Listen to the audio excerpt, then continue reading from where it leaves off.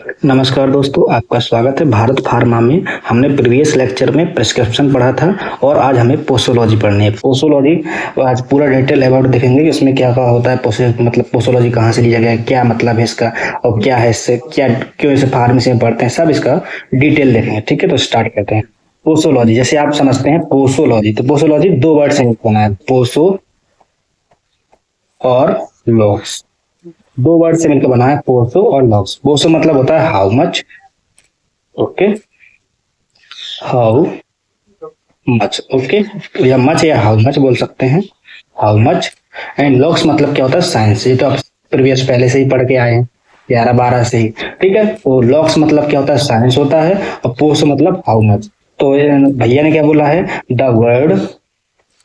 Word is derived from Greek word. ये कहाँ से लिया गया है, ग्रीक वर्ड से लिया गया है। ठीक है, कहाँ से लिया गया भैया, ग्रीक वर्ड से लिया गया, इंपॉर्टेंट है। तो पोसो, the word posology is derived from Greek word posos. पोसोज का क्या मतलब बताया उन्होंने, हाउ मच। एंड लॉग्स का मतलब क्या बताया है, लॉग्स का मतलब क्या बताया है उसने, सॉरी यहाँ पे वो नहीं है, लॉग्स। लॉग्स का मतलब क्या बताया है, साइंस। लॉग्स का मतलब क्या बताया है, साइंस। ठीक है, लुक्स का मतलब क्या बताया है उन्होंने, साइंस। ठीक है, तो एक बार फिर देख रहे हैं, the word posology is derived from Greek word which means posos means how much and logos means science. Okay, तो अब इसको डेफिनेशन से देख ले रहे हैं। तो posology is the branch of medical of science that deals with dose of dose or quantity of drugs which can be administered to the patient to get desired pharmacological action. ठीक है, तो ये हमारी डेफिनेशन क्या बोल रही है, definition ये बोल रही है कि पोसोलॉजी एक साइंस या मेडिकल साइंस की एक ब्रांच है जिसमें हम डील मतलब पढ़ते हैं, किसके बारे में पढ़ते हैं, कोई भी ड्रग्स है उसमें कितनी डोज की क्वांटिटी देनी है और कितना लेना है, कितनी कौन सी ड्रग कितनी लेनी है, उस मात्रा को कौन बताता है, पोसोलॉजी बताता है। ठीक है, यानी कि पेशेंट को कितनी मात्रा में कौन सी दवाई देनी है, ये सब कौन बताता है, पोसोलॉजी बताता है। ठीक है, तो समझ में आया होगा कि पोसोलॉजी क्या होती है।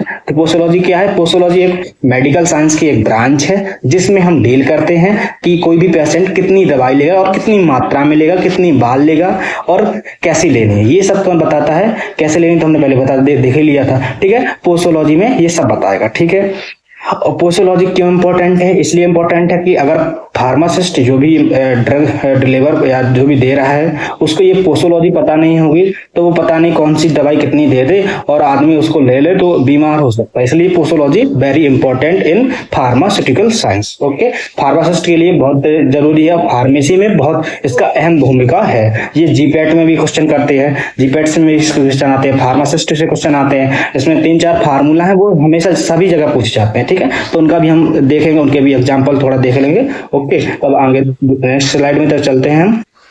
डोज, अब डोज क्या होती है ये देख लें। तो dose is simply an amount, dose क्या है, एक साधारण एक अमाउंट है जिसमें क्या होती है, of a medicine which is administered of an specific time. ठीक है, डोज क्या है, एक अमाउंट है जो एक पेशेंट एक स्पेशल टाइम में एडमिनिस्टर मतलब अपने अंदर लेता है। ठीक है, तो डोज क्या है, एक स्पेशल अमाउंट है डोज का या किसी ड्रग्स का जो कोई भी पेशेंट होगा वो अपने शरीर के अंदर लेगा एक निश्चित समय में। ठीक है, वन स्पेसिफिक टाइम। ठीक है, ये इंपॉर्टेंट है भैया। ठीक है, जैसे कि अब उन्होंने एग्जांपल दे दिया, एग्जांपल में क्या दे दिया, पैरासीटामोल। पैरासीटामोल एक दवाई है, पैरासीटामोल 550 mg। ठीक है, ये टैबलेट ले ली उसने। तो डोजेज, अब डोजेज कह रहा था, dosages is the size of frequency. ठीक है, डोजेज क्या होती है, मतलब एक साइज होगा, कोई भी दवाई का साइज है जो frequency of a dose of a medicine और अ ड्रग्स। ठीक है, कोई भी ड्रग्स या मेडिसिन के बारे में कोई भी फ्रीक्वेंसी डोज होगी। ठीक है, example dose of a pharmaceutical paracetamol 450 mg ट्राइस in day, यानी कि दिन में कितनी बार लेनी है, 3। मैंने अभी प्रीवियस लेक्चर में प्रिस्क्रिप्शन में पूरा डिटेल बताया था कि ट्वाइस का मतलब क्या होता है, ट्राइस का मतलब क्या होता है, क्वार्टर का मतलब क्या होता है और क्यूसी का मतलब क्या होता है, ये सब बताया था, देख लेना प्रिस्क्रिप्शन। यहाँ पे क्या है, ट्राइस, ट्राइस मतलब क्या होता है, 3।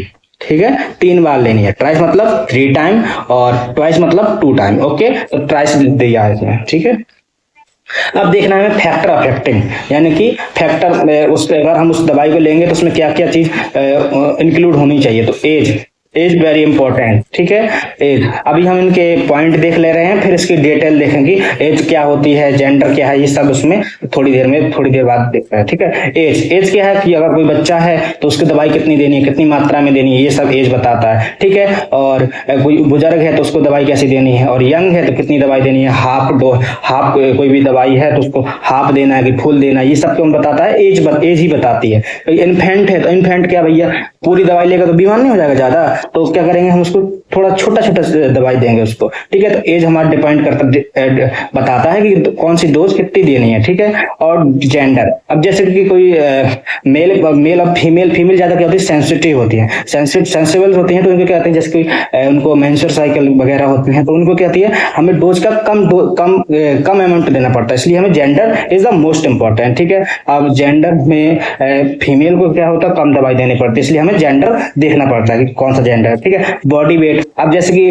कोई एक 80 केजी का आदमी है और कोई 40 केजी का आदमी है, और लेकिन उम्र एक जैसी है, क्या है, एज हमारी भाई है, एज उसकी 18 है और एज उसकी 18 है, तो क्या करेंगे हम, उसका बॉडी वेट देखेंगे, उसके भैया बॉडी वेट कितना है, या कोई चाइल्ड है उसका बॉडी वेट क्या है, उसके अनुसार कोई दवाई देंगे। तो ये क्या है, body weight is the most important for this, okay.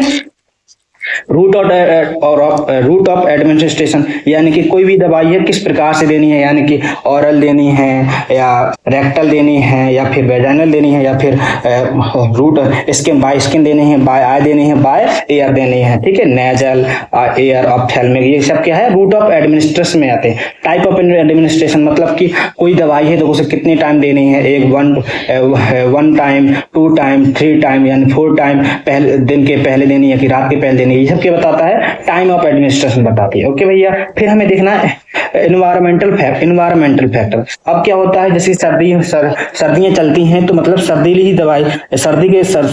पर ही काम करें, इसलिए वो इन्वायरमेंट को देखकर ही दवाई दी जाती है, कुछ दवाइयां, ठीक है। इमोशनल फैक्टर, अब यानी कि कुछ बच्चे हैं ज्यादा रोते हैं तो उसके हिसाब से उसको भी देखना पड़ता है, सब यानी कि सब चीज इमोशन को देखना पड़ता है, इमोशन जो भी होते हैं इमोशनल को देखने फैक्टर को देखकर ही दवाई दी जाती है, ठीक है। प्रेजेंस ऑफ डिसीज, यानी कि उसको पहले शुगर के पेशेंट होते हैं तो क्या होता है, अगर हम दवाई को कोई मरीज हमें नहीं बताता, जैसे कि डॉक्टर को नहीं बता पाता है कि मुझे वही शुगर है, तो वो नॉर्मल दवाई दे देता तो वो कम काम करती है, मेरा मानना है या डॉक्टरों का मानना है कि वो कम काम करती है, इसलिए पहले से बता, अगर प्रेजेंस ऑफ डिसीज है तो वो डॉक्टर उसी प्रकार से प्रेस्क्राइब करेगा और उसी तरफ से मेडिसिन देनी पड़ती है, तो यानी कि presence of disease is the most important. उससे पूछ लेते हैं डॉक्टर की, आप कोई मरीज बीमारी है, अगर बीमारी है तो बता दो, वैसी मैं दवाई दूंगा, शुगर वगैरह है, बीपी लो होती है तो वैसे वो दवाई लिख देता है कि इन पर कोई इफेक्ट ना पड़ेगी। अगर मैं दवाई दे दूं तो ऐसा ना हो कि बीपी उसकी भाई का पेशेंट है और उसकी भाई हो जाए तो और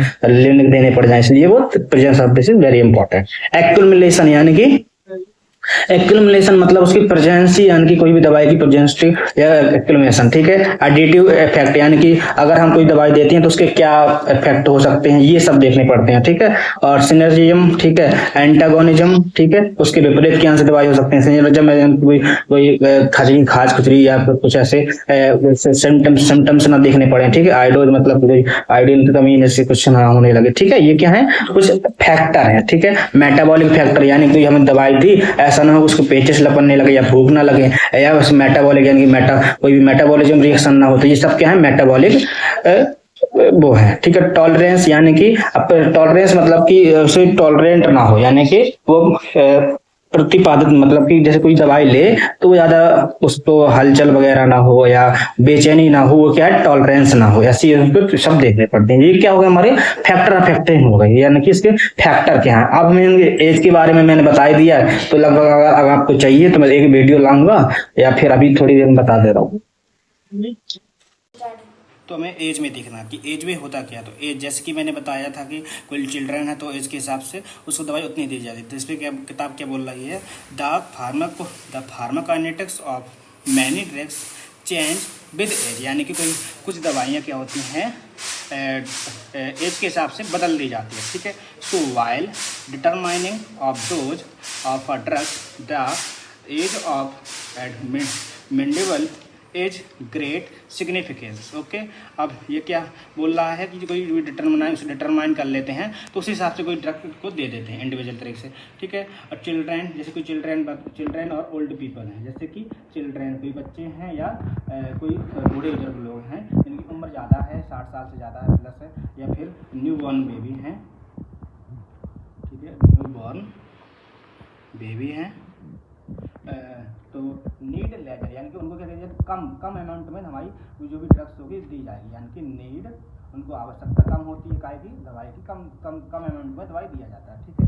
then the normal adult also because they are unable to excrete drugs, यानी कि जो भी अडल्ट लोग होते हैं उनको कहते हैं अच्छी अडल्ट डोज दी जाती है, ठीक है, ये कहना चाह रहा वो, तो excrete an age adult dose, ठीक है। अब children can tolerate relatively larger amount of the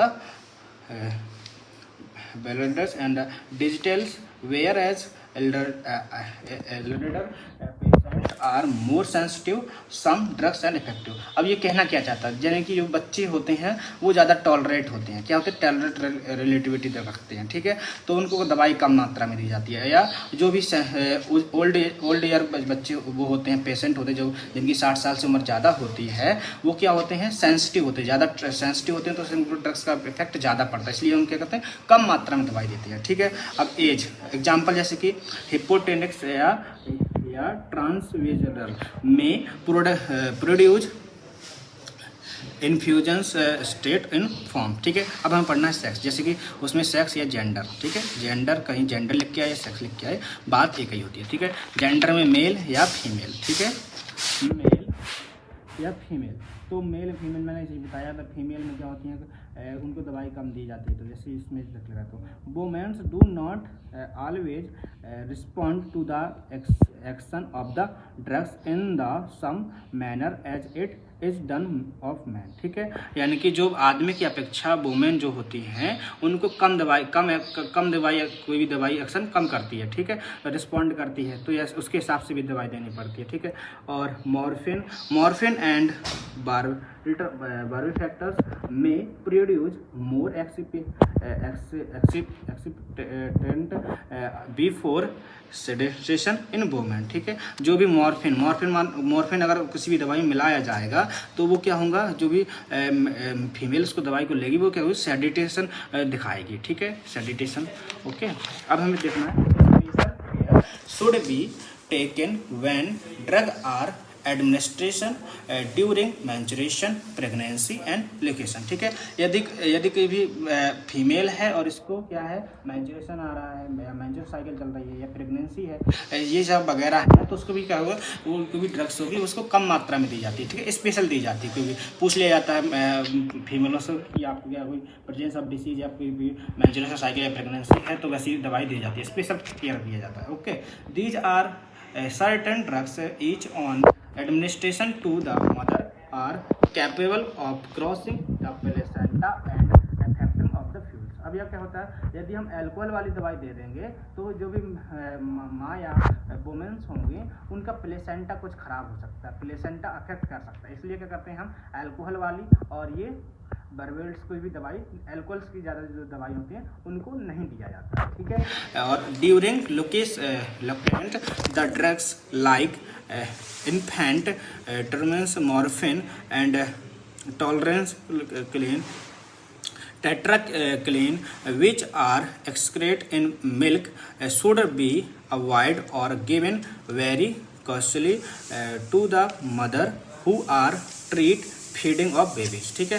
अब कुछ दवाई कुछ बच्चे लैक्टेंट का मतलब क्या है, जो मतलब कि जैसे प्रेगनेंसी के दौरान जब बच्चा हो जाता है तो उसे लैक्टेंट बोला जाता है।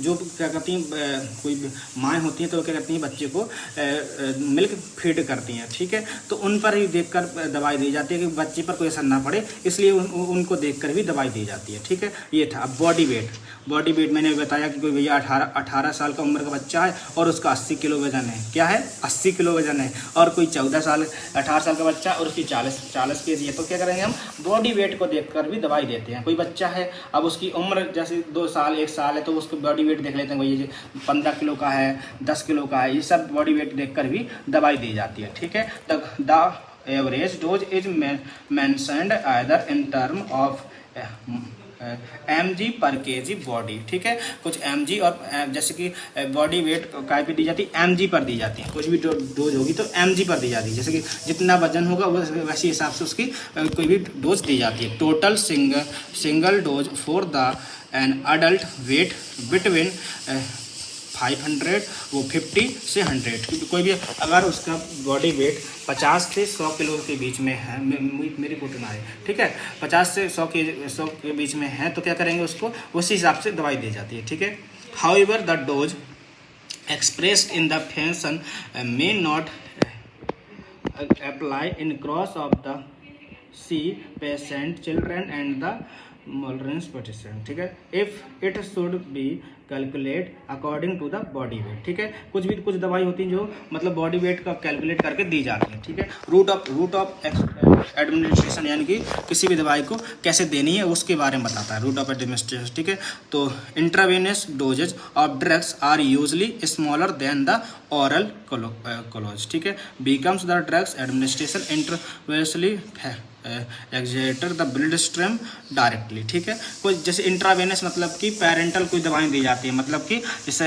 इंजेक्शन के थ्रू क्या दी जाती है, वहाँ पैरेंटल कुछ दवाएं दी जाती हैं, तो उन पर ध्यान दिया जाता है कि जैसे कि हम औरल देंगे तो उसको दवाई को ज़्यादा मात्रा में दे सकते हैं, लेकिन पैरेंटल में इंजेक्शन की जितनी सुई होगी जितना उसमें दिया होगा उतनी दे पाएंगे, है ना, तो कोई 40 ml 50 ml उतनी ज़्यादा नहीं दे पाते। ठीक है, तो ये देखना पड़ता है इंट्रावेनस रूट ऑफ एडमिनिस्ट्रेशन में। ठीक है,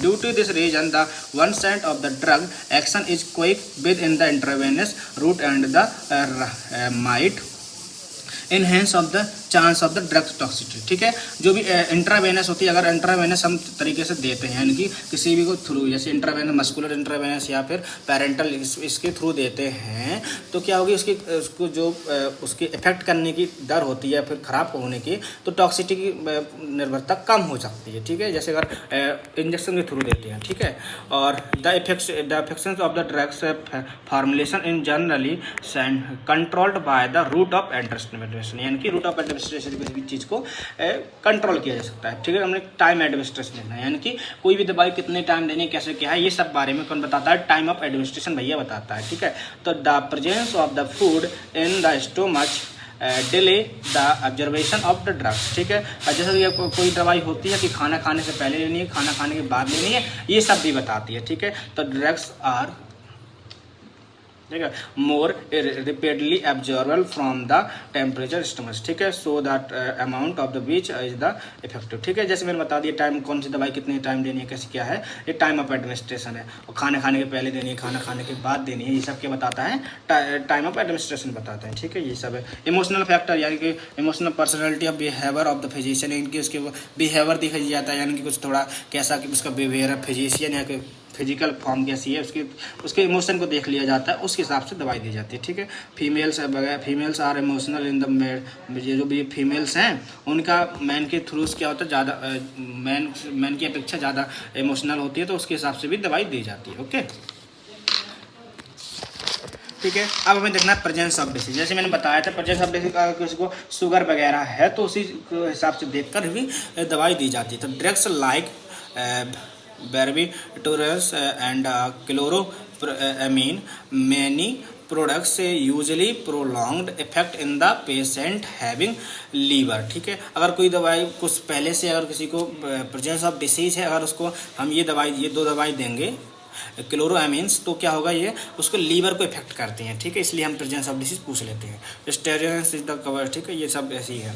एक्यूमुलेशन यानी कि some drugs produce of the toxics, कुछ ड्रग्स होते हैं जो हमें टॉक्सिक इफेक्ट देती हैं। ठीक है, तो it is repeatedly and administrated of long time, कुछ लॉन्ग लाइन। ठीक है, तो डिजिटल ये कुछ बता दिया उसने, heavy metals because the drugs excrete slowly. Okay, these occurs due to accumulated effect effected of the drugs, ठीक है।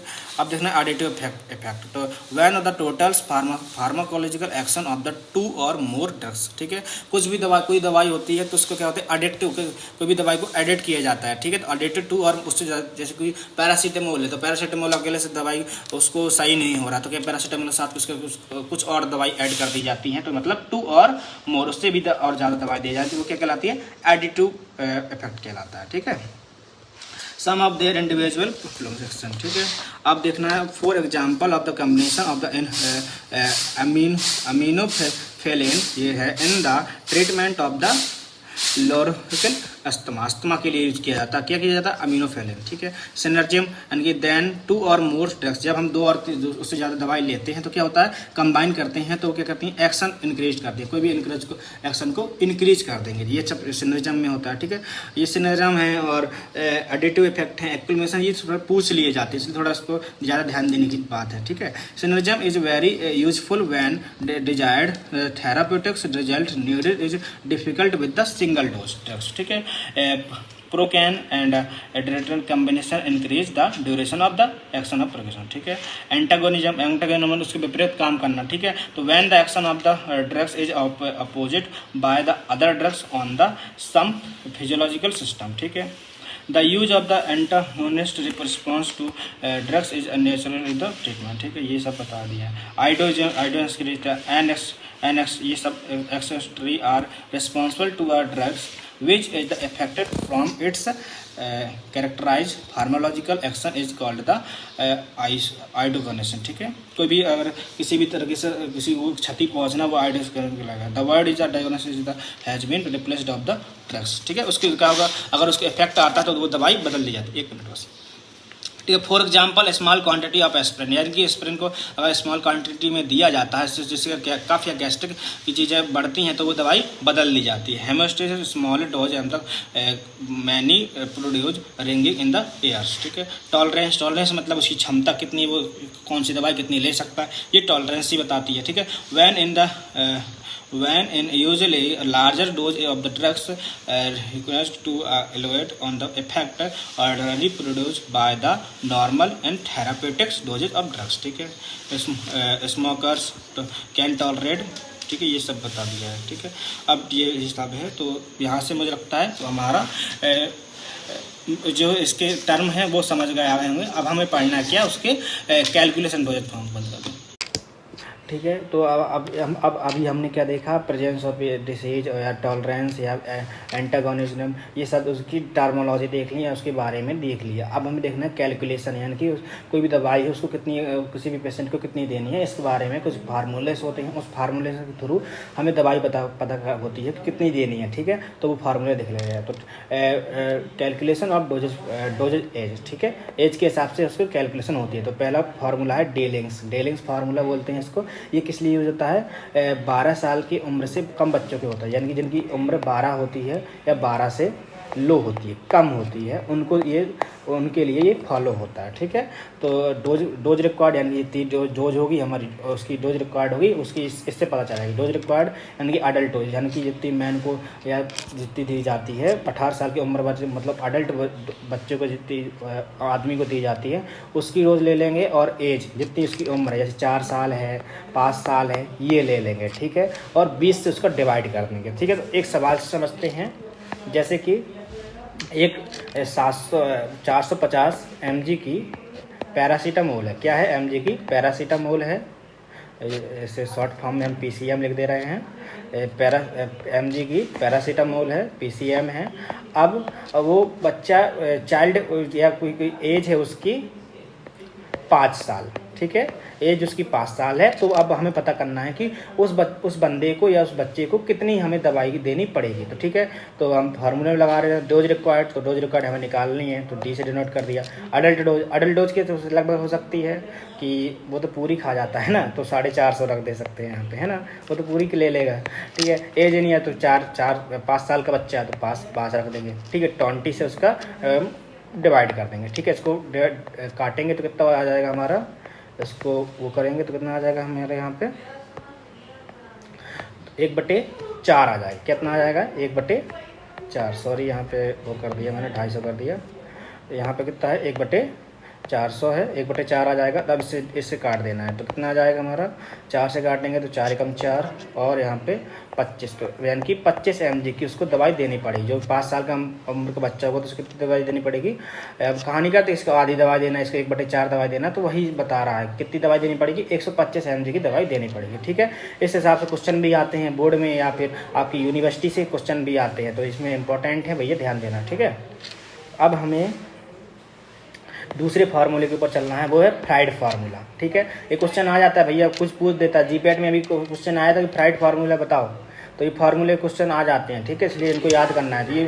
तो ये फार्मूला कहाँ पर लागू होगा या फिर कहाँ पे लगेगा, तो ये फार्मूला लगेगा चाइल्ड बिटवीन 4 से 20 साल के बच्चों, यानी जो भी 4 से 20 साल के बच्चा है या फिर आदमी है जो भी है उन पर ये फार्मूला फॉलो होगा। ठीक है, तो हम देख रहे हैं, तो ये फार्मूला क्या बोल रहा है कि डोज, यानी कि डोज कितनी देनी है ये सब बता रहा है। ठीक है, तो फार्मूला डोज, यानी कि डोज कितनी देनी है, डोज इक्वल टू कितना जाएगा, एज इन मंथ, यानी कि वो भी बंदा कितने मंथ का है, मंथ के हिसाब से बताई जाती है। ठीक है, मंथ, यानी कि 1 साल का बच्चा है तो वो 12 मंथ का हो गया। ठीक है, ऐसे वो बता देता, मंथ बता देता। ठीक है, 1 साल ईयर्स में, ठीक है, तो मंथ, 2 ईयर का है तो उसमें 24 मंथ। ठीक है, तो वो मंथ में बता देगा कि बच्चा 25 मंथ का है, तो यानी कि 25 मंथ है, या 2-2.5 साल का है तो उसमें कितने मंथ, ये सब निकाल के हमें अडल्ट रोज से मल्टीप्लाई कर देना है और 150 का डिवाइड कर देना, 150 से डिवाइड कर देना है, तो हमें क्या मिल जाएगी, हमें जितनी एक्यूरेट डोज देनी है वो पता चल जाएगी, कितनी पता चल जाएगी एक्यूरेट डोज। आइए हम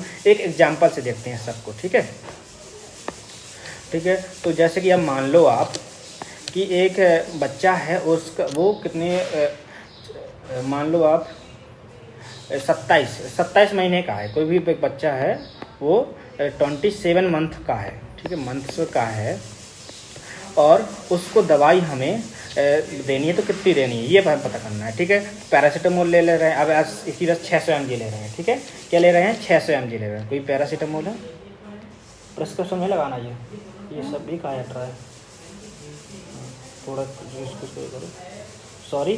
ठीक है, ठीक है, पैरासीटामोल 600 mg ले रहे हैं, PCM 600 mg ले ली हमने। अब 600 mg ले ली, तो कोई बच्चा है 600 mg की दवाई है, और कोई बच्चा है 27 मंथ का बच्चा है, तो बतानी है कि उसको कितनी रिक्वायरमेंट है, कितनी दवाई लेगा वो। ठीक है, तो फार्मूला में रख दे रहे हैं हम, इसी फार्मूले में रख देंगे और आंसर आ जाएगा, बस यही करना है सब में। ठीक है, डी इक्वल टू क्या होता है, एज इन मंथ, तो ठीक है, अब मंथ कितनी है, 27 मंथ, तो यहाँ 27 रख देंगे। ठीक है, 27 एज इन मंथ, तो मंथ आ गए, इनटू अडल्ट डोज कितनी होगी, तो वो तो पूरी दवाई ले लेता है। ठीक है, तो 600 रख देते हैं पूरा।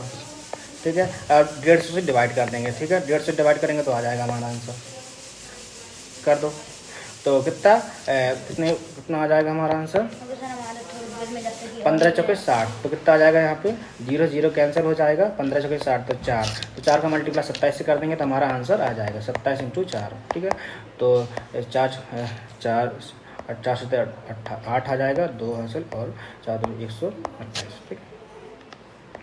ठीक, 100। ठीक है, तो यानी कि 108 mg क्या होंगे, उसको दवाई देनी पड़ेगी हमें। जो भी 27 मंथ का बच्चा होगा तो उसको कितनी दवाई देनी पड़ेगी, 108। अब 27 मंथ में कितने ईयर का बच्चा हो जाएगा ये देख ले रहे हैं, तो यानी कि अब जो 27, तो 2 साल में 24 मंथ हो गए, 2 साल का कोई बच्चा है तो उसमें 24 मंथ हो गए, और 3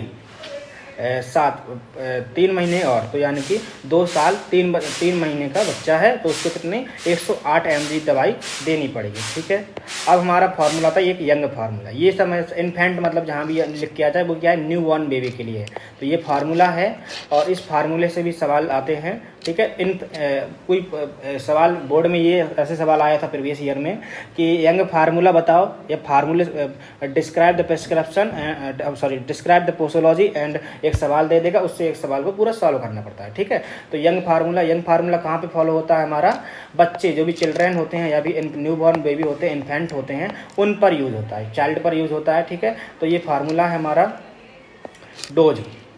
डोज ऑफ चाइल्ड, यानी कि बच्चों की डोज बतानी है, और अडल्ट डोज जो भी अडल्ट डोज होगी उसको लिख देना है, और एज जितनी भी उसकी एज होगी वो लिख देनी है, और एज +12, यानी कि जो भी एज होगी उससे 12 जोड़ देने हैं, और जो भी एज होगी उससे घटा देने हैं, वो डिवाइड कर देना है, सॉरी। ठीक है, तो एक सवाल से देख ले रहे हैं, थोड़ा अच्छी समझ में आ जाएगा। तो जैसे कि एक बच्चा है, उसकी उम्र 5 साल है, मैं 8 साल मान लो, ठीक है, 8 साल है कोई बच्चा, तो इसकी एज कितनी हो गई हमारी, एज 8 साल है, ठीक है। अब उसकी उम्र 8 साल है, तो अब बताओ कि इसको दवाई कितनी देंगे। और कोई दवाई मान लो, जैसे पैरासीटामोल मान लो पैरासीटामोल 600 mg मान लो, 600 mg की है, तो बताओ उसको दवाई कितनी देंगे, ठीक। ये सब क्वेश्चन आ गया। तो डोज फॉर्म में निकालनी है, या फिर कभी कभार डोज फॉर्म दे देता है कि इतनी डोज फॉर्म है, अडल्ट डोज बताओ, ठीक है। ये सब क्वेश्चन घुमा फिरा के भी कर सकता है, या एज बताओ, या फिर ठीक है एज बता देगा, एज पूछ ले, सब क्वेश्चन कर देता है, तो अपने हिसाब से कर लेना, एक बता दिया बस हो गया, ठीक है। अडल्ट डोज कितनी है हमारी, 600 mg है, ठीक है, इनटू एज कितनी बताई भैया, 8 बता दी, ठीक है। अब वो करा एज प्लस 18, तो जितनी हमारी एज थी, एज 8 थी, और उसमें 12 को ऐड कर देना है, ठीक है। कितना आ जाएगा हमारा 600 हो गया, और 8 का मल्टीप्लाई करना है, और इनको जोड़ देंगे तो कितने हो जाएगा, 20 हो जाएगा, ठीक है। अब इन्हें हम 2 से 2 कैंसिल आउट कर देंगे, 0 और 2 से हमारा 60 को कैंसिल कर देंगे, ठीक है। तो करो 2 को 60 के कितना आ जाएगा हमारा, 30 आ जाएगा ना, और 8 का मल्टीप्लाई कर दो तो कितना आ जाएगा, 8 3 24, तो यानी कि 240 mg उसको दवाई लगेगी।